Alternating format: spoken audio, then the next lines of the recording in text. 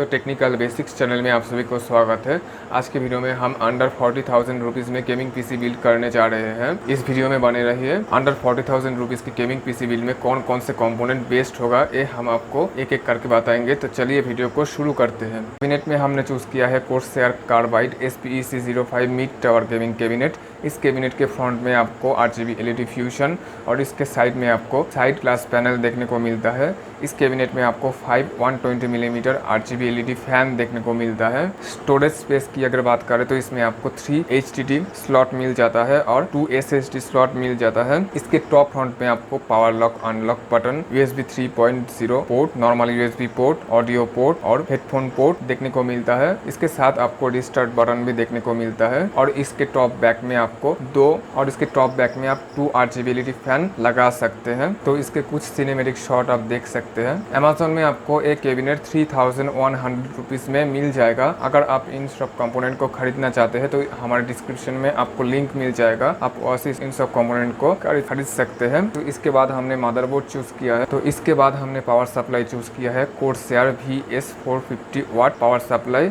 जो कि आपको अमेज़न में 2,549 रुपीज़ में मिल जाएगा। मदरबोर्ड में हमने चूज़ किया है गीगाबाइट का B360M गेमिंग HD मदरबोर्ड, जिसमें आपको LGA 1151 सॉकेट देखने को मिल जाता है, जो कि इंटेल 8 और 9 जनरेशन प्रोसेसर को सपोर्ट करता है। इसमें आपको single channel DDR4 RAM slot देखने को मिलता है और ग्राफिक कार्ड लगाने के लिए आपको PCIe एक्सप्रेस स्लॉट देखने को मिलता है। इसमें आपको 24 पिन ATX कनेक्टर और 8 पिन CPU कनेक्टर देखने को मिलता है। इसमें आपको 4 SATA कनेक्टर, 1 USB 3.0 कनेक्टर और ऑडियो USB कनेक्टर देखने को मिलता है, और जो कि नॉर्मल कनेक्टर पिन है वो भी आपको इसमें मिल जाता है। इस मदरबोर्ड में आपको keyboard mouse port, VGA port, सबसे बड़ी बात इसमें आपको HDMI पोर्ट मिलता है। उसके बाद आपको इसमें 4 USB 3.0 port, 2 USB normal USB port और 1 LAN पोर्ट। इसके साथ आपको इसमें ऑडियो पोर्ट, माइक्रोफोन पोर्ट और साउंड पोर्ट भी देखने को मिल जाता है। अमेज़न में आपको ये मदरबोर्ड 6,050 रुपीज़ में मिल जाएगा और इसमें आप 1 PCIe SSD भी लगा सकते हैं, जो कि इसका सबसे बड़ी खास बात है। इसके बाद हमने जो प्रोसेसर चूज़ किया है, प्रोसेसर में हमने चूज़ किया है Intel core i3 9100F 9th generation desktop processor, जो कि 4 कोर 4 थ्रेड के साथ आता है और इसका बेस क्लॉक स्पीड है 4.2 GHz, जो कि हमारे LGA 1151 सॉकेट के साथ कॉम्पेटिबल है। 300 सीरीज का ये प्रोसेसर है। 65 वाट ये इसका पावर कंज्यूम करता है और 65 वाट ये पावर कंज्यूम करता है। इस प्रोसेसर में आपको GPU नहीं देखने को मिलता, तो आपको इसके साथ एक अलग से GPU खरीदना होगा, जो कि इंटीग्रेटेड GPU होगा। तो इसके बाद हमने जो रैम चूज किया है, रैम में हमने वही वाला HyperX Fury Black 8GB RAM को चूज किया है, जो कि DDR4 और 2400 मेगाहर्ट्ज का रैम है। और इस रैम आपको अमेज़न में 2,950 रुपीज़ में मिल जाएगा।